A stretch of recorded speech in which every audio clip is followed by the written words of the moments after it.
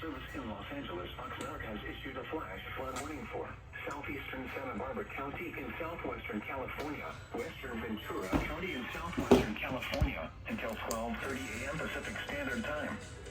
At 9:35 p.m. Pacific Standard Time, radar and rain gauge reports indicated heavy rain falling across the warned area. Between 3 and 7 inches of rain have fallen. The expected rainfall rate is 0.75 to 1 inch in 1 hour. You can still hear the music in the background with the EAS voice. In the warned area. Flash flooding is ongoing or expected to begin shortly.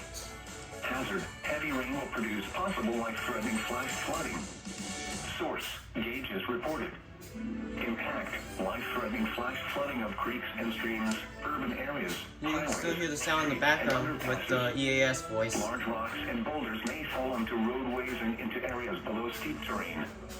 Some locations that will experience flash flooding include West Ventura, Eastern Santa Barbara, Montecito, Carpinteria, La Conchita, Sunderland, Old Man Mountain, Lake Casitas, Miners Oaks, Highway 33 between Wheeler Springs and Sotomar Beach.